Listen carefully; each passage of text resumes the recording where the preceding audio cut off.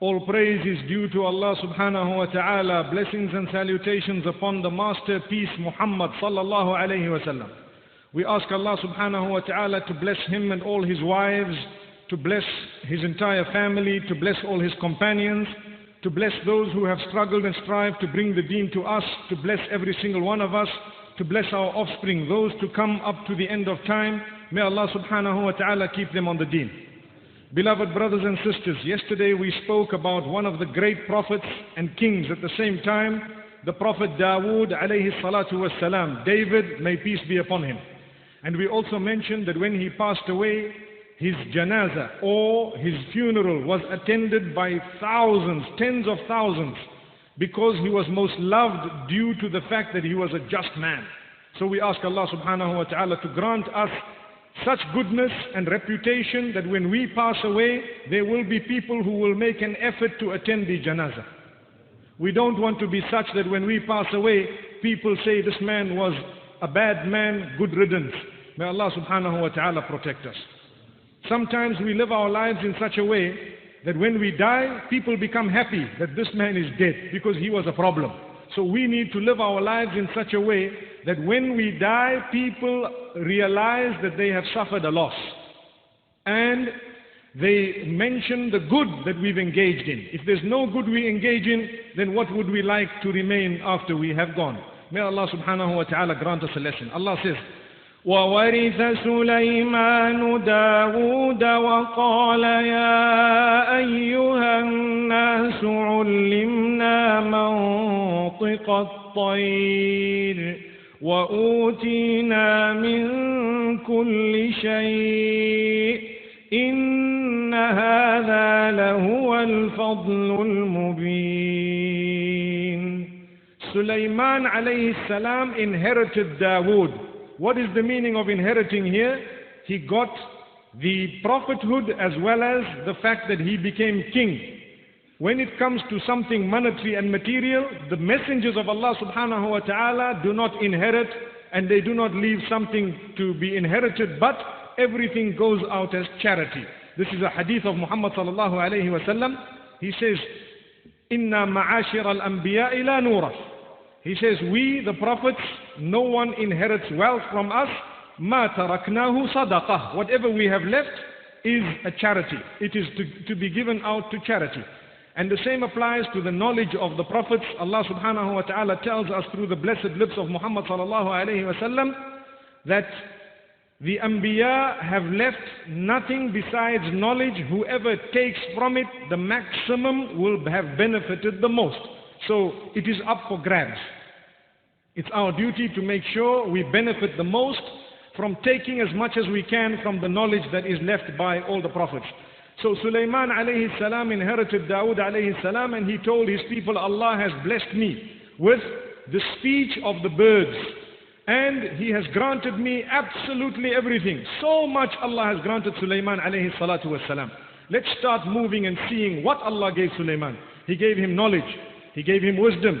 He gave him prophethood. He gave him the ability to judge between people in the most correct manner.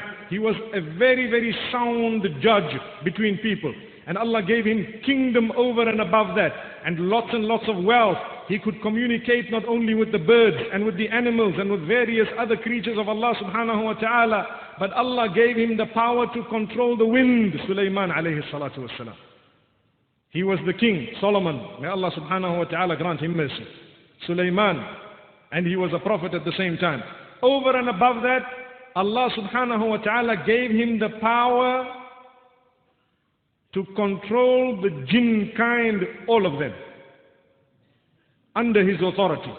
He was able to jail them, to imprison them, to punish them, to use them in whatever way he wished. And Allah subhanahu wa ta'ala says, at the same time, our worshipper, ni'mal abdu innahu awwab.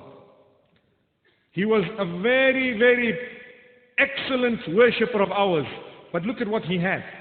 With us, once we start getting things, sometimes shaitan comes to us and diverts us from the remembrance of Allah subhanahu wa ta'ala. These people, the more they got, the closer they became to Allah subhanahu wa ta'ala. And this is why Allah speaks about how much He granted him even more than that.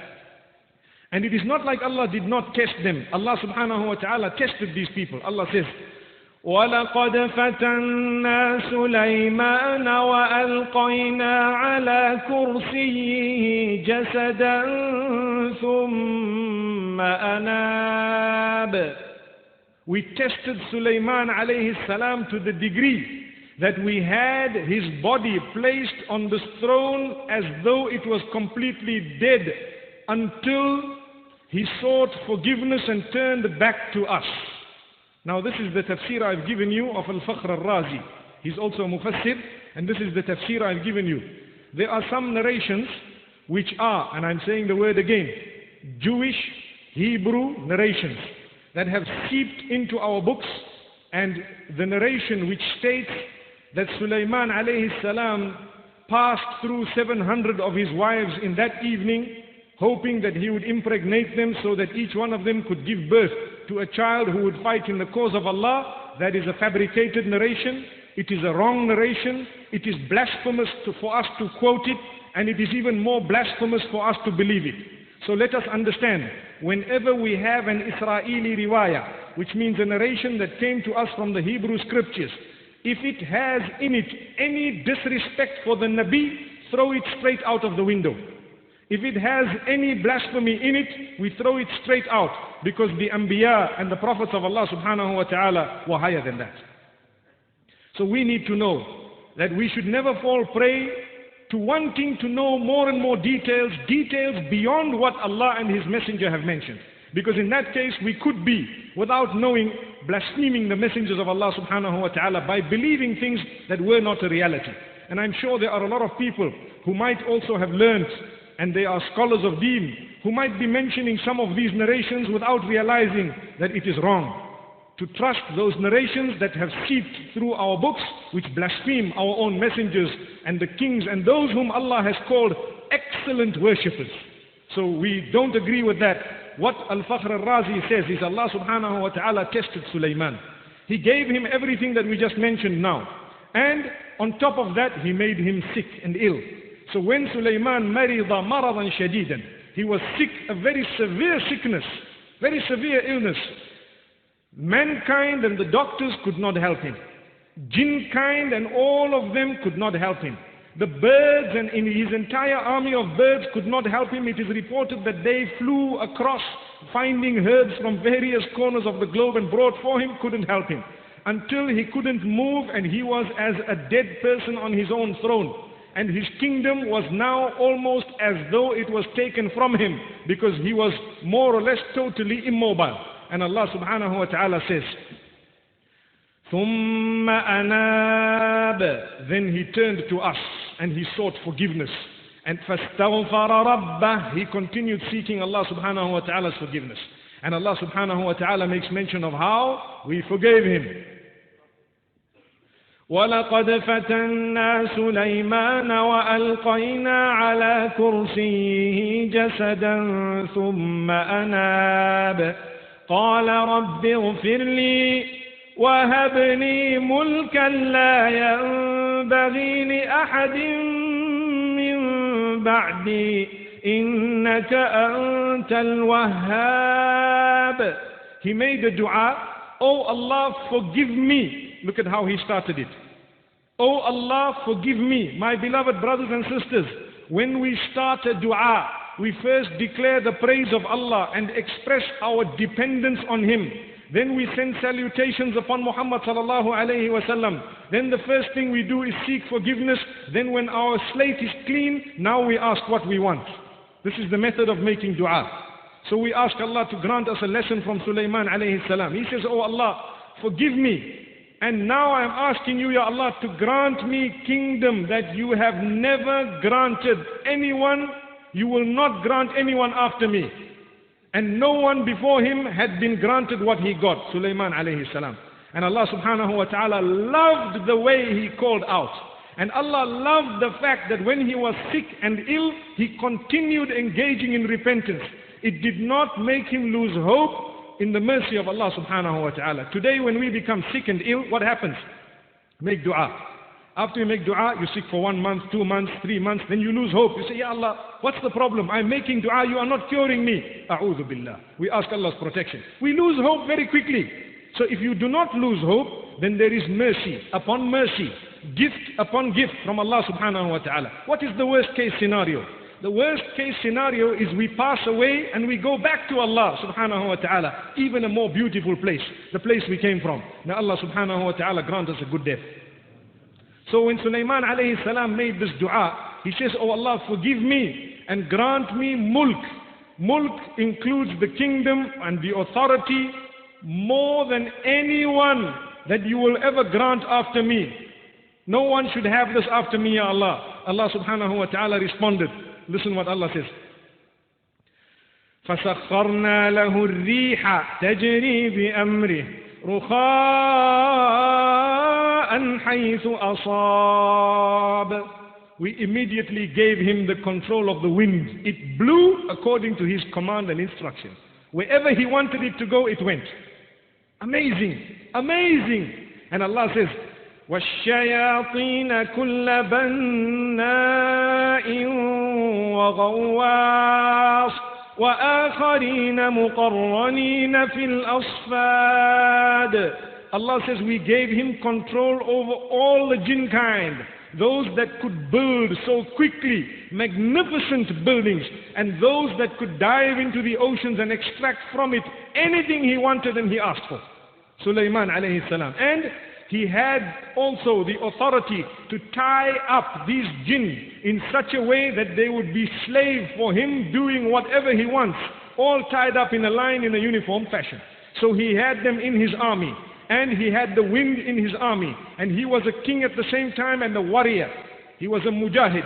He was a warrior. He had one of the biggest armies in history, in living memory, subhanallah. In history, in fact. We ask Allah subhanahu wa ta'ala to grant us a lesson. What a powerful man. So humble. So just. And we are going to see the justice of Sulaiman alayhi salam this evening. We will see how he addressed even the smallest members of his army with utmost respect. Subhanallah. We today, we think we can speak to those who work for us in the house as though they are a piece of dirt. Allah protect us.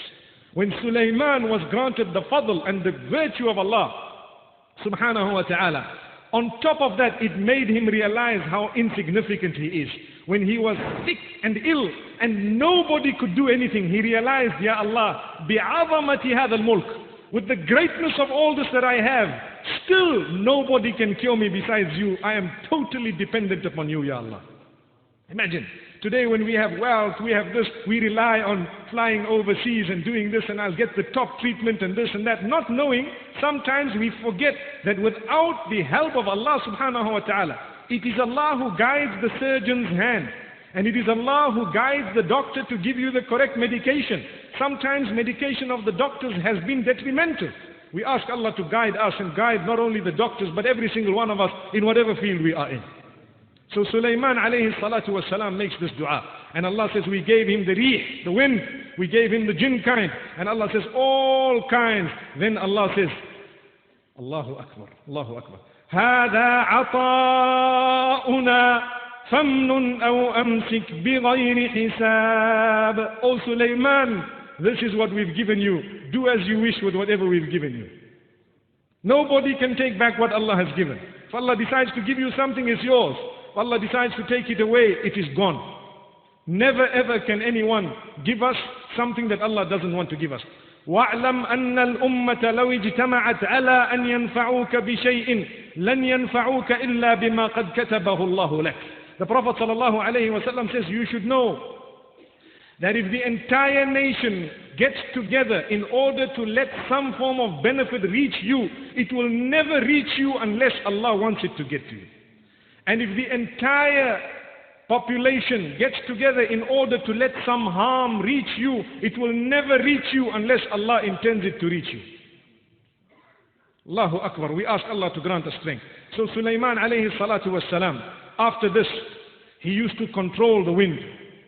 وَلِسُلَيْمَانَ الرِّيحَ غُدُوُّهَا شَهْرٌ وَرَوَاحُهَا شَهْرٌ وَأَسَلْنَا لَهُ عَيْنَ الْقِطْرِ. What a powerful verse of Allah. Allah says, for Sulaiman, we granted him the power of using the wind that covered a journey of 1 month in one morning. And Allah says, in the afternoon it covered the journey of another month. So in one day you would cover the journey of 2 months. That's what Allah says. What would happen? He had bisat, he had a laid sort of a wooden plank. One wonders exactly how it was. We only know the word that is used here to describe it. Say, more or less a mattress or a platform. His army or members of his army were instructed to sit on it, and he told the wind, take it. It would take them a journey of 2 months in one day. Drop them off and come back. Allahu Akbar. And what would happen? The wind would blow it. Imagine, he instructed the wind. Allahu Akbar. Look at the power of Sulaiman alayhi salatu wasalam. On top of that, he was a very humble man, extremely humble. Then Allah subhanahu wa ta'ala tells us, وَحُشِرَ لِسُلَيْمَانَ جُنُودُهُ مِنَ الْجِنِّ وَالْإِنسِ وَالطَّيْرِ فَهُمْ يُوزَعُونَ. We had gathered for Sulaiman alayhi salam on a certain occasion his army from mankind, from jinn kind, and from the birds. And they were all together moving in a certain direction. They were in such an order. Yuza'un means they were in a proper order. The order of a military commander. Which means, you know, when the soldiers are marching, they have a specific, beautiful order. So we had the human beings, the jinn kind, the birds, the other creatures of Allah subhanahu wa ta'ala. On this occasion, the three are mentioned. And Allah says, حَتَّى إِذَا أَتَوْا عَلَى وَادِ النَّمْلِ قالت نملة يا أيها النمل ادخلوا مساكنكم لا يحطمنكم سليمان وجنوده وهم لا يشعرون. When they passed the valley of the ants, Sulaiman with his huge army, so big, a massive army, as he is passing the valley of the ants, he notices one ant,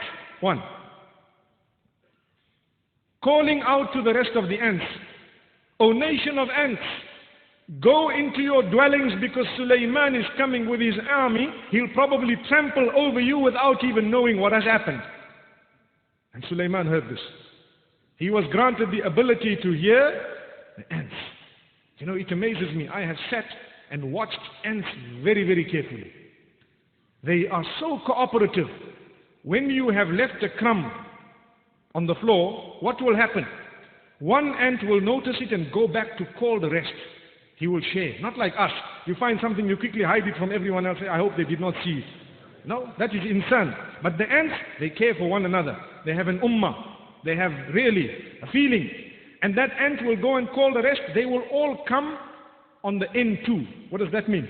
They use one highway. All of them use the same road to get to that item. They won't break the road. Have you seen it? I'm sure you have. You're wondering where are they going? They're all going in one way. And there's two-way traffic. So you find those going, those coming back. Those that are coming back, look at them carefully. They hit the head of the one coming. For me, I don't know the language. They're probably saying, is it still there? You're saying, yes, it's there. We don't know the language, but Sulaiman alayhi salam knew the language. So he understood. He understood it beautifully. And he called out to this namla. Now he's speaking to an ant. Look at this. Allahu Akbar. فَتَبَسَّمَ ضَاحِكًا مِّن قَوْلِهَا. He stopped his whole army. His entire army. He stopped it. And he smiled at the statement of the ant. What did he say? قال رب أوزعني أن أشكر نعمتك التي أنعمت علي وعلى والدي. Oh Allah, grant me the ability and the acceptance, the ability to be able to render the correct gratitude, enough thanks to you, Ya Allah, for what you have given me and my father. He's not saying, I thank you, Ya Allah. Grant me the ability to thank you. Which means it's not lip service. When we want to thank Allah, we say Alhamdulillah. You ask someone, how's your business? He says, Shukr. MashaAllah, Shukr. What is Shukr? Shukr means I thank you. But if you are sinning and you are not reading your salah, what Shukr is that? Is that gratitude? Here is Sulaiman fulfilling the instruction of Allah. He's saying, Ya Allah, show me how I can thank you, Ya Allah. Look at the difference with us and with him. Yet we've got nothing compared to his kingdom. Wallahi, if we had to speak to the wind, as I said yesterday, they would take us to the mad hospital. It's true. Please don't try it out there. So Allah subhanahu wa ta'ala says, he made this dua, Ya Allah, grant me the ability to thank you, to be thankful to you, Ya Allah, for what you have bestowed upon me and my father, my parents. And on top of that, Ya Allah, وَأَنْ أَعْمَلَ صَالِحًا تَرْضَاهُ. Ya Allah, keep me from those who only do pure deeds that will please you at all times. Protect me from bad and evil. Let me be from your humble worshippers and slaves. And here he is speaking to the ants. And he's hearing the statement of the ants. وَأَدْخِلْنِي بِرَحْمَتِكَ فِي عِبَادِكَ الصَّالِحِينَ. And through your mercy, grant me entry into the circle of worshippers who are pious. Look at the power of the dua. We are allowed to use the same words in our dua. We are allowed to ask Allah using the exact words of Sulaiman alayhi salam. Nothing wrong with that. We should, in fact, use those words. Ya Allah, grant us the ability to be thankful to you for what you have given us and our parents. And Ya Allah, make us from those who are pious, who do good deeds, and grant us entry into the circle of people who are the pious and the chosen that you have selected. May Allah subhanahu wa ta'ala grant that to us. So Allah subhanahu wa ta'ala says, thereafter, there was an occasion where he was inspecting his army. Imagine this man, powerful king, powerful, solid king, Sulaiman alayhi salam. He's inspecting his army. Allah gave him a lot of power. The jinn were frightened of him. Mankind frightened. All the creatures, but they loved him at the same time because he was a just man. He did not oppress anyone. وَتَفَقَّدَ الطَّيْرَ فَقَالَ مَا لِيَ لَا أَرَى الْهُدْهُدَ أَمْ كَانَ مِنَ الْغَائِبِينَ. As he inspected his army, he noticed that the hoopoe bird was missing. One bird, one little bird was missing. Imagine what type of an eye he must have had, Sulaiman alayhi salam, that he's noticing from a huge army, one little bird missing. Subhanallah. And he says, what is happening here? I don't see the hoopoe bird. Is he absent? What is it? Questioning. Now look at his statement. Sulaiman alayhi salam was a man of few words, but powerful words. Few words, but very powerful. He says, لَأُعَذِّبَنَّهُ عَذَابًا شَدِيدًا أَوْ لَأَذْبَحَنَّهُ أَوْ لَيَأْتِيَنِّي بِسُلْطَانٍ مُبِينٍ. This hoopoe bird shall be punished severely, or we might even execute it unless it comes with a clear, acceptable excuse. Why is it absent? We need to know. Look at what he is saying. He didn't just get upset and said, right, we're executing it. No. He says, we will execute it or we will punish it. But if it has come with an acceptable excuse, we will accept the excuse. So the hoopoe bird appears and he asks, what happened? فَمَكَثَ غَيْرَ بَعِيدٍ فَقَالَ أَحَطْتُ بِمَا لَمْ تُحِطْ بِهِ وَجِئْتُكَ مِنْ سَبَإٍ بِنَبَإٍ يَقِينٍ. The hoopoe bird, at a bit of a distance, speaks to Sulaiman alayhi salam and says, I have come to you with knowledge that you do not have. Now look at the power of the word. For Sulaiman alayhi salam, he had so much knowledge. He was powerful. He had armies that could check upon his enemy before they even knew that he existed. Allahu Akbar. What that means is, he would send the jinn kind or the other creatures of Allah subhanahu wa ta'ala to go and have a peep at what was happening and come back with information before those people even knew that this man had an army and so on. So when someone is now telling him, a little bird is saying, I know something you don't know, he was really inquisitive. He wanted to know, what is it you know that I don't know? Talk to me, let's see. He says, I have come to you from Saba. I'm coming from Yemen, Sheba, known in Arabic as Saba. And I have brought you some solid information, very authentic, reliable news. What is the news? He says, إني وجدت امرأة تملكهم وأوتيت من كل شيء ولها عرش عظيم. I have seen a woman who has a kingdom there. She rules over her people. She's been granted a lot by Allah. She's got lots of wealth and authority. Yes, Sulaiman has wealth and authority of another level, but he is now making mention of a woman who has authority and wealth. And on top of that, she has a very, very great throne. Her throne is so beautiful, meaning her palace where she would sit on her throne is something amazing. Then he says something else. وَجَدْتُهَا وَقَوْمَهَا يَسْجُدُونَ لِلشَّمْسِ مِن دُونِ اللَّهِ وَزَيَّنَ لَهُمُ الشَّيْطَانُ أَعْمَالَهُمْ فَصَدَّهُمْ عَنِ السَّبِيلِ فَهُمْ لَا يَهْتَدُونَ. He says, but I saw them worshipping the sun besides Allah. They were worshipping the sun out there. When it comes out in the morning, they worshipped it. Until it set, they continued worshipping the sun in different ways and different forms. Some narrations make mention of how there were different windows in the palace, 365 windows, or windows enough for a day of every year, and so on. All these are narrations that have come to us again from those Israeli riwayat. Whether they are true or not, only Allah knows. The crux is, she worshipped the sun. And she did not worship Allah subhanahu wa ta'ala. And what this hoopoe bird is saying, again blaming shaitan. Shaitan is the one who beautified for them this, so they are not guided. Which means shaitan can take away our guidance. When we are sitting, we need to ask ourselves, even as Muslimin, shaitan comes to us to take our iman away. He comes to us to take our aqidah and our belief away. He comes to us to take our salah away. So we go out and engage in backbiting, and we've given as a gift the salah to the person whom we have backbitten about. So we lost the salah. So we need to be careful of shaitan. And we need to constantly thank Allah subhanahu wa ta'ala for what He's bestowed upon us. Like I always say, the rust we've developed within our spirituality needs to be shining. It needs to be shined. It needs to be removed. And we need to have pure, shining spirituality. May Allah subhanahu wa ta'ala grant us goodness, and may He grant us guidance at all times, protection from shaitan. So after that he says, they do not worship Allah.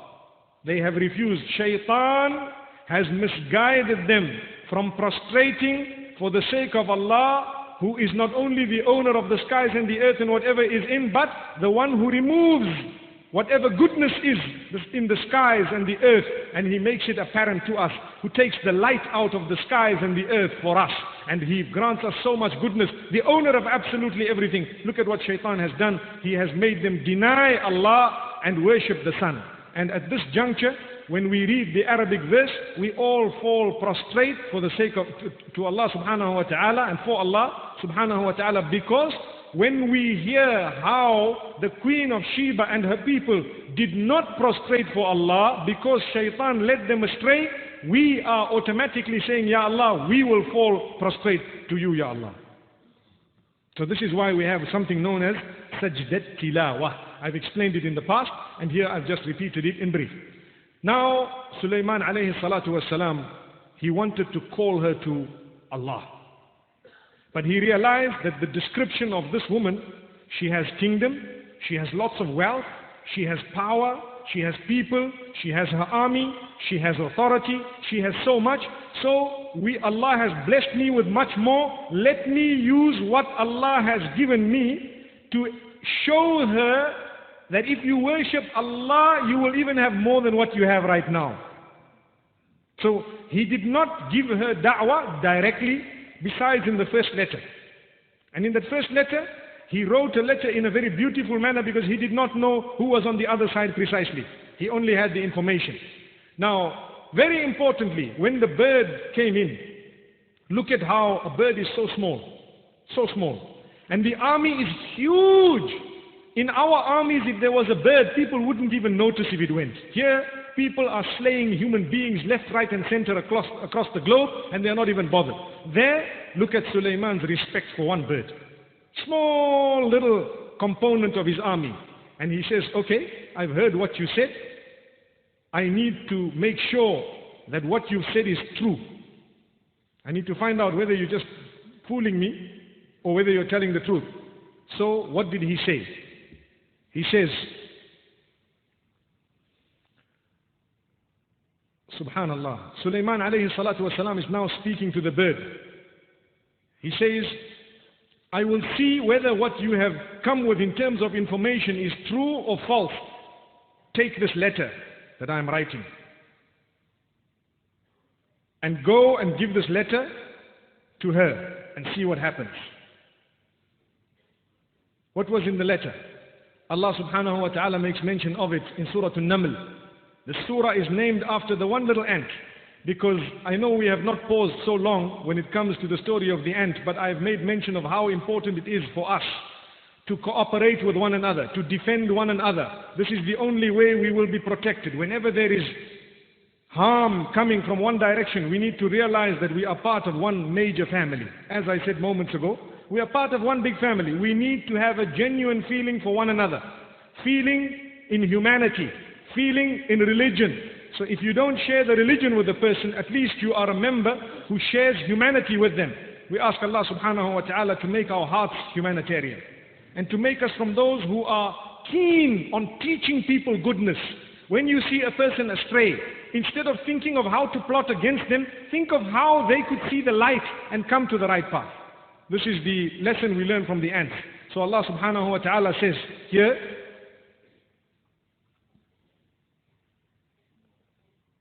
قال سننظر أصدقت أم كنت من الكاذبين.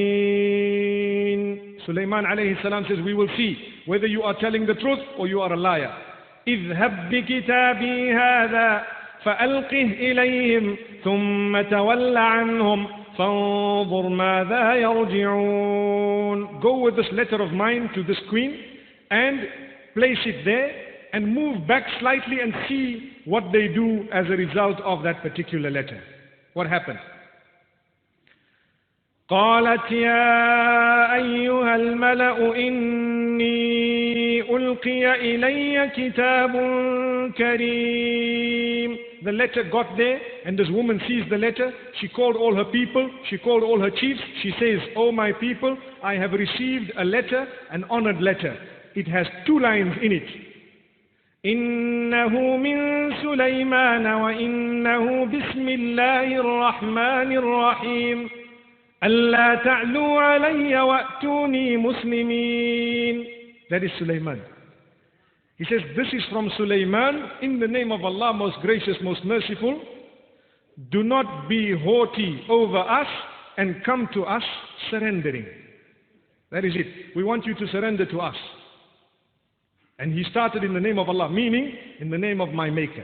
Now, there is a little technicality there. Some might ask, why didn't he say Bismillahir Rahmanir Rahim? This is from Sulaiman. Why did he say this is from Sulaiman? Bismillahir Rahmanir Rahim. It is reported, and this is obviously the ijtihad of some of the scholars, they say that had he written Allah's name first, if she had got angry and upset, she might have cursed Allah. So he wrote his name first. Had she got angry and upset, she would rather curse Sulaiman than to curse Allah subhanahu wa ta'ala. So this is also wisdom when you are writing. He wrote his name, Innahu min Sulaiman, and this is Bismillahir Rahmanir Rahim, and he says, very short statement, Allah ta'alu alayya wa atuni muslimin. Do not be haughty over us and come surrendering to us. Now she's asking her people, what should we do? Why? She is worried. She has kingdom, she has power, she has authority, she has wealth, she has everything. But for someone to warn her and to threaten her and to tell her something, there must be some power she did not know existed. She didn't know anything. So what happened? She looks at all her people. قالت يا أيها الملأ أفتوني في أمري. She decides to consult. She says, oh my people, give me some decision regarding this matter. ما كنت قاطعة أمرا حتى تشهدون. I don't want to make a final decision without you people being involved and without your witness and so on. So tell me. So they looked at her. They said, قالوا نحن أولو قوة وأولو بأس شديد والأمر إليك فانظري ماذا تأمرين. They looked at her and they said, look, we are people with lots of power. We have a strong army. So now you decide what you want us to do. Which means if you want us to fight, we will go. We have a powerful army. But she was very clever. She did not know the size of the army of Sulaiman. Because she now knows that if we are going to fight an army and they are stronger than us, look what she says.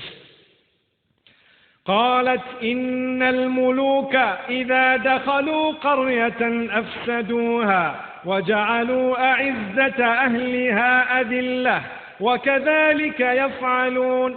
She stopped and she says, you know, when the kings and the big and the haughty walk into a city with an army, they turn it upside down, and those who were the leaders are the most disgraced from amongst them thereafter. I want to avoid that scenario.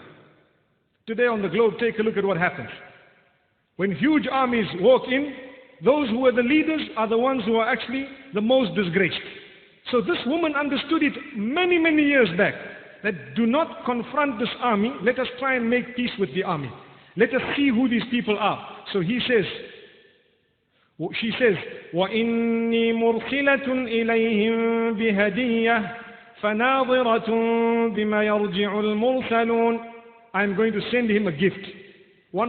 A very, very valuable gift. I will send him with a few messengers from amongst you, and you can go, and when you go there, you should just have a peep. You know, so they are spies actually. You have a peep and see the size of his army and bring back information for us, see how he reacted and what happened. So Allah subhanahu wa ta'ala says, these two people, obviously they were messengers, they left with the gift. We will get to what Sulaiman alayhi salam says, as these people left with a gift. News got to Sulaiman. From who? From the hoopoe bird and from all his other members of the army, that these people are sending you a gift and this is what is happening. So he says, right, let's display the army, the entire army. So in the army now, there were lions, there were tigers, animals, birds, jinn kind, mankind, the wind, everything there, all. And these people are walking towards where Sulaiman alayhi salam is. And they're looking, and on top of that, his kingdom was displayed for them.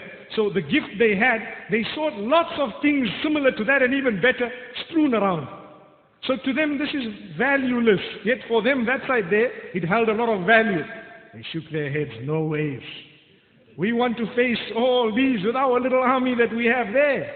They went to Sulaiman alayhi salam. It is reported they were actually feeling guilty to give this little gift, because of how minute it became suddenly when they saw the throne of Sulaiman and they saw his army. They looked around him. They were shocked. They were amazed. Subhanallah. And as they tried to put forward this gift, Sulaiman alayhi salatu wassalam responds. فَلَمَّا جَاءَ سُلَيْمَانَ قَالَ أَتُمِدُّونَنِ بِمَالٍ.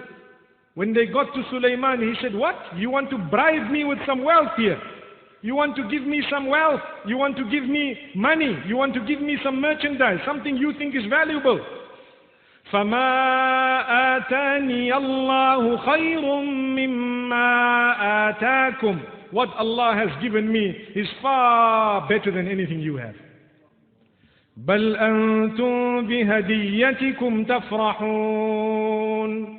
Indeed, you people are excited. You're getting happy regarding your gift. You don't know, I know the whole plan. I know the whole plot. I know absolutely everything. And you see our army, we have absolutely everything been given by Allah subhanahu wa ta'ala. إِرْجِعْ إِلَيْهِمْ. Go back to them.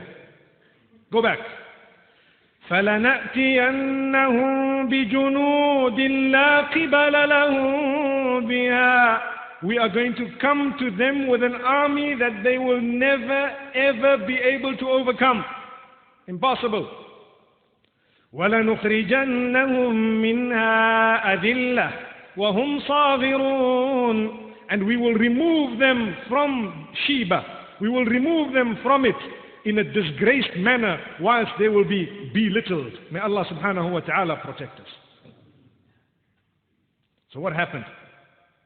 These people started going back.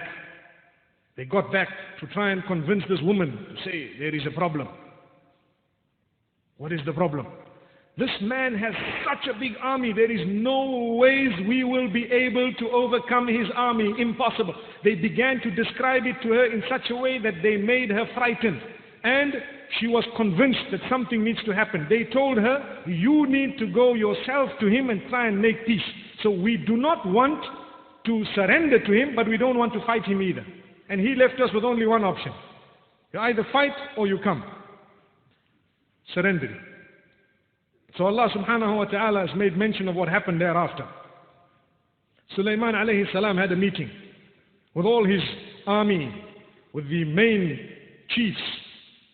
قال يا أيها الملأ أيكم يأتيني بعرشها قبل أن يأتوني مسلمين. As they were planning to leave, and they were planning now to come towards Sulaiman alayhi salatu wasalam, Sulaiman tells his people, oh my people, which one of you can bring her whole throne, seeing that that was the biggest possession of hers. We said moments ago, one of the main possessions she had, beautiful throne of hers, with that little palace that she had, where she used to sit on the throne. Sulaiman says, which one of you can bring that throne to me here before they arrive here in submission? They are coming. Before they come here, bring the whole throne. Lift it up and bring it here. Amazing. قال عفريت من الجن أنا آتيك به قبل أن تقوم من مقامك وإني عليه لقوي أمين. Ifrit, who was one of the most powerful jinn, he says, I will bring it to you before you get up from where you are seated. Sulaiman used to sit from the morning to the afternoon. So which means in one morning I'll have it right in front of you, everything. And you know what? I am so trustworthy that all the different diamonds and the different jewelry and all the beautification and adornment, I will bring it in such a way that it will remain intact. Just lift it all off, fly it down here and drop it down. Meaning bring it exactly where you want it. Sulaiman alayhi salam, as he's still pondering, another one speaks. قال الذي عنده علم من الكتاب أنا آتيك به قبل أن يرتد إليك طرفك. The one who had knowledge of the book, the one who had knowledge of the book of revelation of Allah subhanahu wa ta'ala. We are not so sure exactly who that was, but it is someone who had knowledge granted from Allah subhanahu wa ta'ala. What does he say? He says, Ya Sulaiman, I will bring exactly what this one wanted to bring before you get up, but I will bring it to you before your eye returns as it blinks next. And as he blinked, Allahu Akbar, it was in front of him. Now she had left the place, and her entire palace, if you'd like to say, was lifted as it was and brought there in front of Sulaiman alayhi salatu wasalam. فَلَمَّا رَآهُ مُسْتَقِرًّا عِنْدَهُ. When he saw it in front of him, what did he say? What would we say? Look at what Sulaiman alayhi salatu wasalam says. قال هذا من فضل ربي ليبلوني أأشكر أم أكفر. This is from the virtue of my Rabb. He has granted me this amount of power, that we've brought something semi-impossible right in front within the blink of an eye. Allah is testing me to see whether I am from amongst those who show gratitude and gratefulness, or I am from amongst those who are ungrateful. And he continues to say, وَمَنْ شَكَرَ فَإِنَّمَا يَشْكُرُ لِنَفْسِهِ. Whoever is thankful, it will benefit him. وَمَنْ كَفَرَ فَإِنَّ رَبِّي غَنِيٌّ كَرِيمٌ. And whoever is ungrateful, they are not going to harm Allah. Allah is independent and full of honor, which means Allah subhanahu wa ta'ala doesn't need us to be grateful. We need to be grateful to Allah subhanahu wa ta'ala. When we are grateful, it will benefit us, not Allah subhanahu wa ta'ala. This evening we heard in the dua that was rendered by the Sheikh.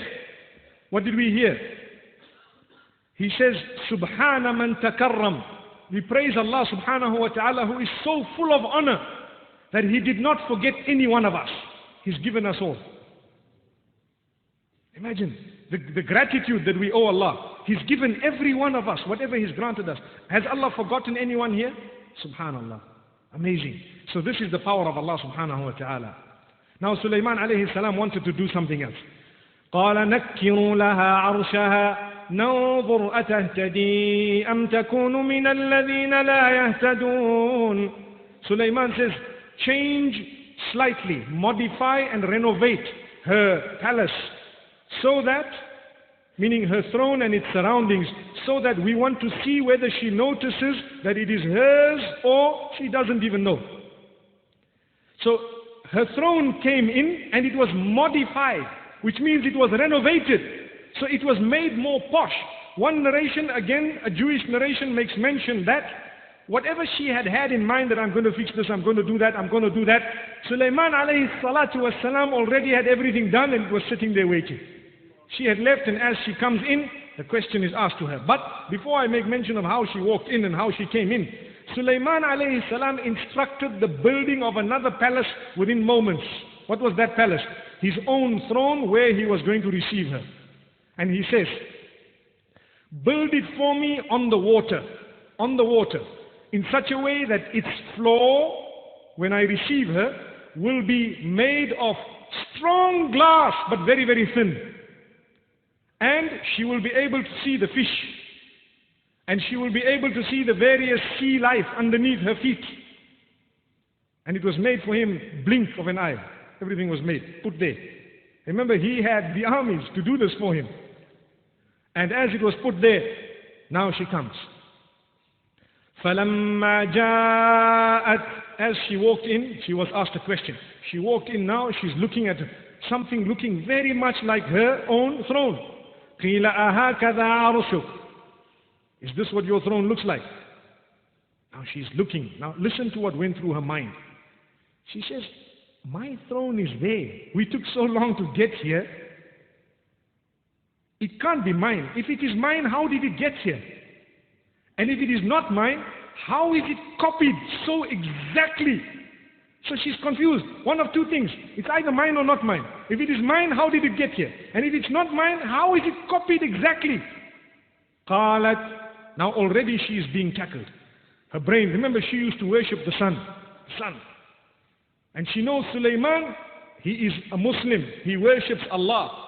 From the moment he wrote Bismillah, in the name of Allah, the Maker, the Creator, she knew exactly this one is on a different religion.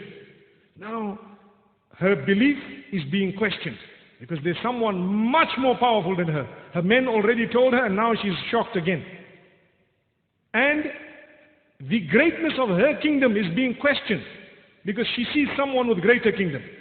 So she says, كَأَنَّهُ هُوَ. It seems like this is mine. It seems like it. So she noticed that there are certain differences, but then again, she was uncertain how to respond. And Sulaiman alayhi salatu wasalam says, وَأُوتِينَا الْعِلْمَ مِنْ قَبْلِهَا وَكُنَّا مُسْلِمِينَ. We were granted the knowledge of Islam before her, and we surrendered to Allah subhanahu wa ta'ala. So he is now expressing that all this is because we have surrendered to the Creator of the universe. Whoever created it, we have surrendered to Him. He's granted us some power. Subhanallah. قِيلَ لَهَا ادْخُلِ الصَّرْحِ. It was told to her to enter the other palace, the place where Sulaiman alayhi salatu wasalam was. And Allah subhanahu wa ta'ala says, فَلَمَّا رَأَتْهُ حَسِبَتْهُ لُجَّةً وَكَشَفَتْ عَنْ سَاقَيْهَا. When she saw it, with that glass and with the water underneath it, she thought it to be water. So she lifted slightly her garment until part of her leg showed. Sulaiman alayhi salatu wasalam says, إِنَّهُ صَرْحٌ مُمَرَّدٌ مِّن قَوَارِيرٍ. No need to do that. It is just a floor that is made of very fine, thick, strong glass. Subhanallah. Look at this. No need. Now she's again baffled, completely baffled. And she's thinking to herself, how big my kingdom is and how huge this kingdom of Sulaiman alayhi salatu wasalam is. Subhanallah. All her kingdom and all her knowledge, everything that she had, in comparison to what Sulaiman alayhi salatu wasalam had, was totally eclipsed. It was nothing. Not even a fragment. So now she starts pondering. My people are there. I have Sulaiman. I've been worshipping the sun. It hasn't helped me a lot. And it is now time to see what this man does. Humble, down to earth Sulaiman, praying, thanking Allah. His character is exemplary. He's not haughty. He is very just amongst all his army. He is such a powerful person, such a good man. And this is when she's seen everything. She decided, this is the moment I need to surrender. How did she surrender? She says, amazingly, as her heart, remember she was worshipping the sun. The light of that sun was being eclipsed in her heart. Slowly, she'd seen this sign, that sign, the other sign. Yet he is such a pious man. He's a worshipper of Allah. He engages in prayer. So many actions from Allah subhanahu wa ta'ala, showing his gratitude to Allah. And a new light began to beam from her heart. That light which nothing can eclipse. رَبِّ إِنِّي ظَلَمْتُ نَفْسِي وَأَسْلَمْتُ مَعَ سُلَيْمَانَ لِلَّهِ رَبِّ الْعَالَمِينَ. O my Maker, O my Creator, I have oppressed myself, I have done wrong all along. I surrendered to you together with this Sulaiman for the one who has created the entire creation, Rabbul Alameen. She surrendered. Allahu Akbar. Allahu Akbar. Just by looking, she surrendered. When she surrendered, her entire army surrendered. Everybody, all her people surrendered. They were all Muslimin under Sulaiman alayhi salatu wasalam. And this is the gift of Allah subhanahu wa ta'ala upon those who believe. So we ask Allah subhanahu wa ta'ala to grant us a turning point. I still have much more to say. Inshallah, tomorrow we will continue with the story of Sulaiman alayhi salam. But before we depart, a very, very important point. Here you have a woman who has seen the qudra of Allah subhanahu wa ta'ala, the power of Allah. She has seen the signs of Allah. And that moved her to turn to surrender to Allah subhanahu wa ta'ala. Wallahi, we see the miracles of Allah every day and every night. We see the grandeur, the greatness of Allah subhanahu wa ta'ala around us. But still we find ourselves dilly-dallying on the wrong path. May Allah subhanahu wa ta'ala grant us a lesson from this woman. And may Allah subhanahu wa ta'ala make us surrender to Him. And may Allah subhanahu wa ta'ala grant us the ability to be thankful to Him at all times and to obey all His commands and abstain from His prohibitions until we meet tomorrow, inshaAllah. Sallallahu wa sallam wa baraka ala nabina Muhammad. Subhanallah bihamdihi, subhanakallahumma bihamdik. Nashhadu an la ilaha illa anta nastaghfiruka. Assalamu alaykum wa rahmatullahi wa barakatuh. Bismillahir Rahmanir Rahim. Alhamdulillahi Rabbil Alameen. Wassalatu wassalamu ala ashrafil khalqi ajma'in. نبينا محمد وعلى آله وأصحابه والتابعين ومن تبعهم بإحسان إلى يوم الدين وبعد. All praise is due to Allah subhanahu wa ta'ala. Blessings and salutations upon Muhammad sallallahu alayhi wa sallam. May Allah subhanahu wa ta'ala bless all his wives as well as his family members, his companions. May He bless every single one of us, and may He bless our offspring and those to come up to the day of Qiyamah from them. May Allah keep them steadfast on this deen, and may He grant us every form of goodness. Honored ulama, beloved brothers and sisters. Yesterday we spoke about a great prophet of Allah subhanahu wa ta'ala, the Prophet Sulaiman alayhi salatu wassalam. And we heard the powerful story of the Queen of Sheba and how Allah subhanahu wa ta'ala says the power that was granted to Sulaiman alayhi salatu wassalam was so great that it eclipsed everything that this woman had had, although she was a king who was ruling a very big army at the time. So we ask Allah subhanahu wa ta'ala to make us realize the greatness of Allah subhanahu wa ta'ala. For indeed, if we have the help of Allah subhanahu wa ta'ala, there is nothing more that we need in our lives. This evening, inshallah, we will go through a little bit more of the same story, inshallah. The first question that arises, many people believe that Sulaiman alayhi salam married Bilqis, or the Queen of Sheba. That is just one narration that has come to us also from the riwayat, from the Israeliyat, the Hebrew narrations again. And other narrations make mention that she married a different man altogether from amongst the people of Sulaiman. And some narrations even say that the progeny of this queen is in Abyssinia, which is today the Ethiopian region. We don't know, we cannot la nusaddiq wa la nukadhib, we neither believe it nor do we belie it. We hold it and we say it's actually none of our business what exactly happened, and we will not be questioned about it on the day of Qiyamah as to who she married and what exactly happened. What we will be questioned about is our own lives and what we did when it comes to the worship of Allah subhanahu wa ta'ala and how we spent our lives. So Allah subhanahu wa ta'ala speaks about another gift of Sulaiman alayhi salatu wasalam. He was so powerful, we had made mention that he had the power to subject all the jinn kind of the time, and he did it. And he used them in many different ways, some of them to build. And to build what? All sorts of items. To build buildings, to make huge cauldrons and pots, and to do so many other things, to build places of worship. And Sulaiman alayhi salam, when he stood with his stick, they were frightened. They were scared of him. What did he do? He gathered all the books of magic. All the books of magic, because magic was very ripe at the time. People were engaging in the worship of the devil. People were worshipping the jinn kind. Sulaiman alayhi salam got hold of the jinn kind, subjected them to his command, gathered all the books of magic, and where was the safest place to put all these books? Under his throne. So he placed them under his throne. He would be seated, nobody touched these books, and the magic stopped. Magic stopped. Now when that happened, there was a problem, because they saw Sulaiman alayhi salam instruct the wind, as we mentioned yesterday. It would move so fast, a month's journey covered in the morning, another month's journey covered in the afternoon, solely because the wind begins to blow, it lifts you off, and it takes you away. Not like the tornadoes of today, may Allah protect us, where they cause damage. This would actually take you very safely by the instruction of Sulaiman alayhi salatu wasalam. So they began to accuse him of magic, and they started saying, no, this man, he took all these books, he's taken everything, he's got control of the jinn, and he is the magician. He is the big magician, and he is now displaying all his authority and his power. Imagine, he got the palace of Bilqis within a split second to be shifted from Sheba all the way to where he was, intact, and he renovated it within split seconds. And he built another palace next to it within split seconds. Amazing. So when they started blaming him, Allah subhanahu wa ta'ala clarifies his name in the Quran.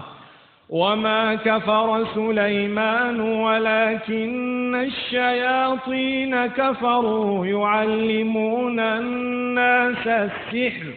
Sulaiman did not disbelieve. What does Allah mean, did not disbelieve?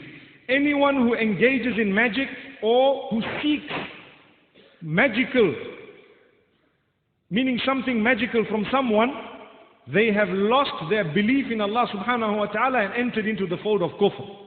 They've entered into the fold of disbelief. So Allah is saying Sulaiman did not disbelieve, but the devils disbelieved. The shayateen disbelieved. They were the ones who were teaching people magic. And now there was a question. Well, what is the difference between a miracle of a Nabi and magic? People didn't know, because they only knew now one thing. So Allah subhanahu wa ta'ala sent two angels with a certain idea. What was the idea? You people really want to know what is the difference between magic and the miracle of a Nabi? We will show you. You've seen the miracles out there. Now we will show you what magic is all about, on condition that you consider it a test from Allah and you don't engage in it.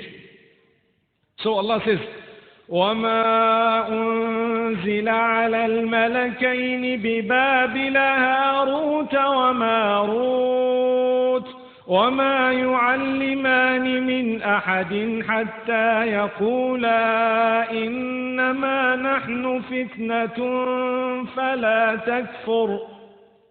They came down with magic, two angels, Harut and Marut, where? In a place called Babil or Babylon. And the reason they had to teach a few people what it was all about was so that they could distinguish between the miracle of a Nabi and the magic of magicians. When they were taught, they knew very well that this is magic, and what Sulaiman alayhi salam has come with is the miracle of a Nabi. Just like before them, if you take a look at Musa alayhi salam, he was a Nabi. He had miracle with him. And when the magicians who were masters of magic came, when they laid or when they threw their ropes and their sticks, they knew immediately upon seeing what Musa alayhi salam came with, that what we did is magic and what he did is a miracle. They immediately fell prostrate. Because they were masters at the game. And they knew what this man is playing is not this game. It is actually a miracle. It's not even a game. So this Allah subhanahu wa ta'ala taught the people. Many people don't know, why did Harut and Marut come down? They came down to teach the people something that they wanted to know, to be able to distinguish between two matters. Like it is said, عَرَفْتُ الشَّرَّ لِأُوَقِّيهِ وَمَنْ لَمْ يَعْرِفِ الشَّرَّ يَقَعْ فِيهِ. A person sometimes gets to know what evil things are all about so that he can protect himself from evil. And if you don't know what evil is all about, you might fall straight into it. So sometimes it's important for us to know what happens. For example, the wrong things that are there. Allah subhanahu wa ta'ala warns us about that which is wrong. And He clarifies it and makes it clear, and sometimes in quite a bit of detail, so that we know not to burn our fingers. But if we did not want to learn that which was wrong in order to stay away from it, how would we be able to stay away from it? May Allah subhanahu wa ta'ala grant us understanding. So, when these people came down, sadly, when they taught a few people this magic, everyone they taught, they told them something. Look, we are teaching it to you as a test. So do not disbelieve by using this to cast magical spells upon people. Don't use it. Haram. If you do that, you will lose your iman. You will enter the fold of kufr and disbelief. Now, later on, these people started using this magic. Why? When they became jealous of one another and they seen a married couple very happily, Allah subhanahu wa ta'ala says, فَيَتَعَلَّمُونَ مِنْهُمَا مَا يُفَرِّقُونَ بِهِ بَيْنَ الْمَرْءِ وَزَوْجِهِ. They started practicing what they were taught. How to differentiate, how to split between a husband and a wife. So the magic, one of the first magical spells that people cast very easily is to split husband and wife. So you find this one turns in that direction, that one turns in the other direction because of a spell that has been cast. This is why it's important every morning, every evening, we read Ayatul Kursi. We read the last 3 surahs of the Quran so that we are protected by Allah subhanahu wa ta'ala throughout the day. And in the evening we will read it so that we are protected throughout the night. It's very important that we read this. This is the solution, and these are the antibiotics against the bacteria known as the devil and the spells that he casts. Then Allah subhanahu wa ta'ala says, وَيَتَعَلَّمُونَ مَا يَضُرُّهُمْ وَلَا يَنْفَعُهُمْ. They are indeed learning that which does not help them in any way. In fact, it harms them. And they are teaching it and learning it, subhanallah. So, we need to know, anyone who is learning magic is doing something that is going to harm them. It's not beneficial. Anyone who is practicing it or teaching it to others, it's harmful, it is not beneficial. Allah says, وَمَا هُمْ بِضَارِّينَ بِهِ مِنْ أَحَدٍ إِلَّا بِإِذْنِ اللَّهِ. They will not be able to harm anybody except by the permission of Allah subhanahu wa ta'ala. So when you read your mu'awwidat meaning the verses of protection, there's another verse, وَقُلْ رَبِّ أَعُوذُ بِكَ مِنْ هَمَزَاتِ الشَّيَاطِينِ وَأَعُوذُ بِكَ رَبِّ أَنْ يَحْضُرُونَ. Muhammad sallallahu alayhi wa sallam was told to say the following prayer, and we too should be uttering the same words. Say, O Muhammad sallallahu alayhi wa sallam, my Rabb, my Maker, protect me. I seek your protection from the whispers of the devil, and I seek your protection from them even coming close to me. This is also a dua we should be reading every morning, every evening, several times during the day. May Allah subhanahu wa ta'ala protect us from the devil.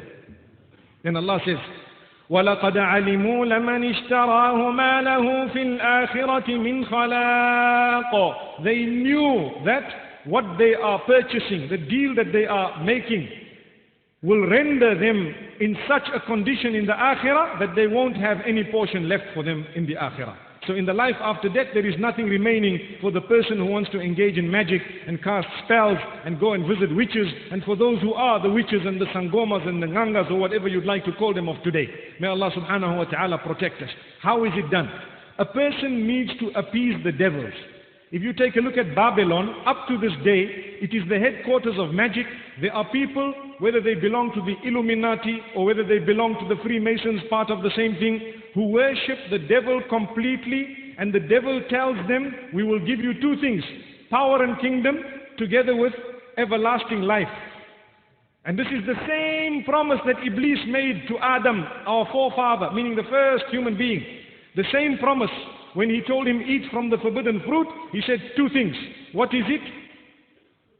هَلْ أَدُلُّكَ عَلَى شَجَرَةِ الْخُلْدِ وَمُلْكٍ لَا يَبْلَى. Should I show you the tree that if you eat from its fruit, you will live forever, which means you will be illuminated, as they call themselves now, the Illuminati. Allah protect us. And not only that, you will have authority and kingdom, and you will have so much control, and you will have the power and all the ownership. And that's what people want to this day. If someone told you, look, I can make you rich in 5 minutes, may Allah make us from those who don't turn towards me. There's no quick money. There's no quick money. If it comes quick, it goes quick. And if it comes quick in a wrong manner, it will go with a lot of regret. May Allah subhanahu wa ta'ala forgive our shortcomings. May He make us from those who earn halal sustenance. So, this is what Shaitan began to teach the people. And this is why I said the seat of magic is in one of two places. You find it in Egypt where the pyramids are, because there was a lot of magic at the time of Pharaoh, and he depended on the magicians, and he himself considered himself a god. So they worship him, and so you have the annual festivals at the pyramids to this day, where all the pop stars and everyone who worships the devil go there once per year, and they continue. And believe me, there are so many people who are engaged in this devil worshipping because it makes them feel strong, feel powerful. And the day Allah's punishment comes, Shaitan runs away. That's in the Quran. When Shaitan runs away, the day Allah subhanahu wa ta'ala's punishment comes. The second seat of magic is Babylon. To this day, there are people who visit. There are people who sacrifice. What Shaitan does, he asks a person to do something very dirty. Bring me the eye of an 8-year-old young girl which is green and slightly maybe blue. So now this man goes and commits murder. When he commits murder, he feels the strength and he really feels powerful. And Shaitan will give him some information, not of the unseen, but some information of the past. Because you know, we learned at the beginning of this month about the Qareen, when we spoke about Shaitan at the time of Shit alayhi salam, and we spoke about how he invented all the devils, meaning he invented all the evil ways, and how he chose the path to distract man. Allah subhanahu wa ta'ala teaches this to us. So for a shaitan or a jinn to tell us what happened in the past is not difficult. But they will tell you one truth and 99 false. So they blame the people of your family for having done magic on you, yet they themselves are pinching a nerve. So what will happen is the jinn knows in your body exactly which nerve is pinched. He will go in, he knows, he will find out. When he comes out, he says, okay, you need to bring me the liver of a 10-year-old boy. So now you find people starting to mutilate, kill, murder, take an organ. They call it ritual murder. And when they go and sacrifice, they feel better. They woke up, the nerve is unpinched. Why? Shaitan did it for them. He unpinched it. But medicine couldn't do that. This is why we said, if a person wants to worship the devil, he will see results, definitely. Even in Christianity and Judaism, there are no immediate miracles. You need to pray to God. If anyone comes to you with a miracle where they put their hand on your head, you hear them uttering mumbo jumbo. They call it dialects, languages. They utter the words, worshipping the devil. They utter words that they themselves don't understand sometimes. And the problem is solved. You find the person opening their eyes after they were blind of 20 years. And people say, hallelujah, astaghfirullah. Not knowing it's the worshipping of the devil. The devil himself, he will solve your problem, but you won't get very far. Because when you get to your Lord, he will tell you, Allahu Akbar. Allahu Akbar. وقال الشيطان لما قضي الأمر إن الله وعدكم وعد الحق ووعدتكم فأخلفتكم. On that day, Shaitan will say, look, I promised you something which was false. And Allah promised you a true promise, but you decided to come towards me. وَمَا كَانَ لِيَ عَلَيْكُمْ مِنْ سُلْطَانٍ إِلَّا أَنْ دَعَوْتُكُمْ فَاسْتَجَبْتُمْ لِي. Shaitan says, I had no authority over you. I just called you towards something that was a little bit desirous to your lusts and to what you wanted inside, and you suddenly ran towards me, leaving your Creator on one side. And Shaitan says, today, إِنِّي بَرِيءٌ مِّنْكَ إِنِّي أَخَافُ اللَّهَ رَبَّ الْعَالَمِينَ. Shaitan is saying, on this day, I am free from you. In fact, I fear the Lord of the world. But I just wanted to prove a point to you. Look at Shaitan. So let us never fall prey. If a person is ill and sick, the correct Islamic way, those who believe in God, keep praying and never lose hope. Continue praying. Let us take a look at Sulaiman alayhi salam. We will see in a few moments, inshallah. So this is the issue of magic. Allah subhanahu wa ta'ala says, وَلَقَدْ عَلِمُوا لَمَنِ اشْتَرَاهُ مَا لَهُ فِي الْآخِرَةِ مِنْ خَلَاقٍ وَلَبِئْسَ مَا شَرَوْا بِهِ أَنفُسَهُمْ لَوْ كَانُوا يَعْلَمُونَ. What an evil way of selling themselves. They sold themselves to the devil. As I said a few days ago, there are people, whether they belong to the Freemason group or any other group, who believe we can come up one day with technology or with some form of knowledge that will result in man being given life to once again. So man then says, until my money is depleted, keep me frozen in X, Y, and Z mortuary. And they are frozen on the globe right now for many years, thinking that one day a time will come when people will be resurrecting, or people will be giving life again to dead bodies. May Allah subhanahu wa ta'ala grant us the understanding. It beats us really sometimes when you sit and ponder over how weak man is. Even if they have another life, then what will happen? They're still going to come to an end. And that's not going to happen, but for argument's sake. May Allah subhanahu wa ta'ala open our doors. So Shaitan says, I'd like you to do for me a devilish deed. People urinate on revelation. People then use the words of revelation to cleanse themselves after, astaghfirullah, using the toilet. May Allah subhanahu wa ta'ala grant us protection. Thereafter they get this power and their face changes. All of them who worship the devil, their faces begin to become extremely sharp-featured, very scary, with a double-eyed look in their eyes. And Allah subhanahu wa ta'ala knows that those are the devil worshippers, and there are signs that you will see in them when they speak. No spirituality in the face. Nothing at all. People who are behind wealth and behind authority, and that is the only thing. They have no sense of justice. They don't want any justice. They only want to serve their own cause, our interests. If it is in our interests, we will do something. If it is not, we will let them die. May Allah subhanahu wa ta'ala safeguard us. So this is the devil, and these are those who follow the devil. And this is why King Solomon's mines are spoken about. And this is why the Temple of Solomon is spoken about. May Allah's peace be upon Sulaiman. His intention was brilliant. He in fact abandoned everything, but he had all the books under his throne. They were there. And when Harut and Marut came and taught these people all these items, they warned them, if you engage in this, you will lose your faith in the Lord of the world. May Allah subhanahu wa ta'ala protect us. Very important point to be made mention of. Sulaiman alayhi salam once, he was inspecting his horses. How many powerful horses he had, the best of the time. He used to use them in battle. And as he's inspecting them, the historians say there were almost 20,000 horses. And in the afternoon he's walking, and suddenly the sun set and he had forgotten the prayer, the afternoon prayer. So Allah makes mention of it in the Quran. إِذْ عُرِضَ عَلَيْهِ بِالْعَشِيِّ الصَّافِنَاتُ الْجِيَادِ فقال إني أحببت حب الخير عن ذكر ربي حتى توارت بالحجاب ردوها علي فطفق مسحا بالسوق والأعناق. Powerful verse.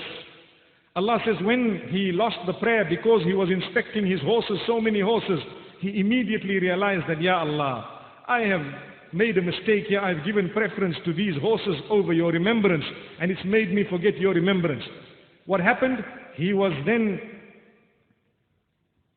stroking the horses one after the other at the leg and on the neck. Why was he doing that? Because he knew, firstly, he could communicate with the horses.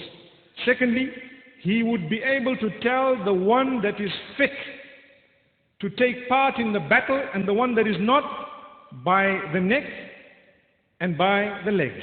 And to this day, a healthy horse is looked at by the way it holds its neck and by its legs and how it holds the leg and how it stands with the legs together when it is told to do that. These are the trained horses. Allahu Akbar. As though they can understand every movement of yours, as though the trainer can speak to the horse. That is how obedient horses are. The same applies to other creatures of Allah subhanahu wa ta'ala, that which Allah has granted us a little bit of understanding of their nature and so on. So thereafter Allah says, we tested Sulaiman, وَلَقَدْ فَتَنَّا سُلَيْمَانَ. We tested Sulaiman alayhi salam. I mentioned yesterday, the narration of 700 women is all fabricated. We don't want to mention it, it is blasphemous. How Allah tested Sulaiman? By making him sick. He was ill. Now all those who say he was a magician, what happened to the magic? This was a test. So Allah subhanahu wa ta'ala says he was as though just a dead body on the throne. On the throne. Yet he was the ruler of so much, more than anyone before him, more than anyone after him. Because he had control over not only humankind, but far more than that. So Allah subhanahu wa ta'ala says, ثُمَّ أَنَابَ. Thereafter, he sought forgiveness and he came back to us. In the sense that he sought a lot of forgiveness. When he was striking, when he was stroking the horses, he was making istighfar together with that. Ya Allah, forgive me. Forgive me for what? For the fact that I had missed this afternoon prayer. One wonders exactly what type of prayer was prescribed in their sharia. But with us, sometimes we are busy. Let's start from the children. With a computer game, time for salah comes, no mom, I'm about to win. That is for children, the example. Let's get to us. Business deal, lucrative, mashallah. You need to close shop, time for Jumu'ah. Say, no, just hang on, a few minutes. And you run for Jumu'ah and we're late. We're not talking of the afternoon prayer. We're talking of Jumu'ah. There are people who arrive late every Friday. Every Friday they come late. Why? May Allah grant us the ability to change. I want to pause for a moment and tell you, every Friday there is a competition. مَنْ رَاحَ فِي السَّاعَةِ الْأُولَى فَكَأَنَّمَا قَرَّبَ بَدَنَهُ. That's a powerful hadith of Muhammad sallallahu alayhi wa sallam. Whoever comes in the first hour, as though he has sacrificed a camel for the sake of Allah. Whoever comes next in the next hour, as though he has sacrificed a slightly smaller animal. And thereafter, the one who has sacrificed a smaller animal, and so on. And the angels, إِذَا كَانَ يَوْمُ الْجُمُعَةِ وقفت الملائكة على باب المسجد يكتبون الأول فالأول فإذا خرج الإمام طووا صحفهم يستمعون الذكر. The hadith says, when it is a Friday, the malaika are standing at the door writing the names, who came first, who came second, who came third, who came fourth, until the imam gets up. When he gets up, they close their books and they come and sit to listen. Can't we come first one Friday? Can't our name be written in the book at least? Some Fridays, Allahu Akbar, or every Friday. May Allah subhanahu wa ta'ala grant us a deeper understanding. This is what we also learn. Sulaiman alayhi salam missed one prayer and it affected him. And thereafter Allah tested him and he became sick and ill and he continued praising Allah and Allah subhanahu wa ta'ala cured him. Now, a very interesting story at the end. In fact, Sulaiman alayhi salam built a temple. What did he do? In Jerusalem, he rebuilt Masjid al-Aqsa, which was built before him by Yaqub alayhi salatu wasalam, the Prophet Jacob. And right next to it, he built a temple where he used to worship. And it is reported that the type of building and how long it took is amazing. And the forces that were used to make that temple something impossible for ordinary human beings to achieve. And over time, when the armies used to fight Jerusalem, they used to first attack the temple because it had treasures, it had so much in it. And this is why over the years, the temple, where is it? It is reported that that tabut, the Ark of the Covenant, was also kept there. To this day, there are obviously two narrations. One is, his temple was inside what is known as Masjid al-Aqsa, and two is just outside Masjid al-Aqsa. So somewhere there, definitely. To this day, There are people who are digging right around Masjid al-Aqsa and underneath it. What is their idea? They want to find this foundation of the temple of Sulaiman. And they are saying, we were looking for the Ark of the Covenant. And in the process, they are destroying the masjid. May Allah subhanahu wa ta'ala protect the haram. And may Allah subhanahu wa ta'ala protect us and our brethren across the globe. May Allah subhanahu wa ta'ala protect those who are oppressed. And may He deal with the oppressors. He either guide them to goodness, and if He knows they are not going to be guided, then He take care of them in a way He knows best they deserve. So Allah subhanahu wa ta'ala speaks about that. And here there is a very, very interesting point. Sulaiman alayhi salam, there was a very interesting rumor that spread at the time, that the jinn, they know the unseen. The jinn know the unseen. And Allah wanted to prove, forget about the unseen. They don't even know what is in front of them at times. How did Allah prove that? Sulaiman alayhi salam used to stand with his stick. They were frightened. When he was there, they worked like clockwork. One day as he was standing with his stick, just like that, the angel of death came. And alhamdulillah, he passed away. His soul was taken and it was gone to Allah subhanahu wa ta'ala, and he was still standing with his stick and his eyes open. What happened? A day passed, 2 days passed, a time passed, a long time passed, and all the jinn were working very, very hard in front of him, building something that he had wanted. There are different narrations as to what exactly it was, but that's besides the point at the moment. And he is standing. And Allah mentions this in the Quran. فَلَمَّا قَضَيْنَا عَلَيْهِ الْمَوْتَ مَا دَلَّهُمْ عَلَى مَوْتِهِ إِلَّا دَابَّةُ الْأَرْضِ تَأْكُلُ مِنْ سَأَتَهُ. When he passed away, Sulaiman, in that position with his stick, nothing led them to know that he died except the little ant that started eating the stick. The stick was wooden. The ant started eating the stick. When the ant began to eat the stick from the bottom, as it came up, at a certain point, after some time, the stick broke. When the stick broke, Sulaiman alayhi salam, who was balanced on it as a dead man, dropped. So Allah says, فَلَمَّا خَرَّ تَبَيَّنَتِ الْجِنُّ أَن لَّوْ كَانُوا يَعْلَمُونَ الْغَيْبَ مَا لَبِثُوا فِي الْعَذَابِ الْمُهِينِ.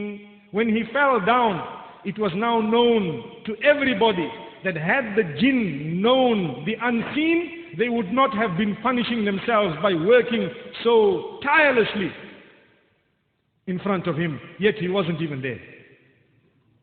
Subhanallah. So this was the death of Sulaiman alayhi salam, mentioned in the Quran, that when he died, Allah subhanahu wa ta'ala made it a great sign for humanity at large and for the jinn kind as well. That look, oh jinn, never mind you don't know the unseen, but worse than that, something right in front of you, the man is dead, you don't even know he's dead. For a long, long time. Imagine the type of fear and awe that they had for Sulaiman alayhi salatu wasalam. Yet he was very, very humble. Yesterday we saw how he spoke to the ant, he spoke to the hoopoe bird, he spoke to all his people, he spoke to the Queen of Sheba with utmost respect. Yet he had more than anybody else. You know, we say a click of the finger. No, a blink of the eye. That was Sulaiman alayhi salatu wasalam. And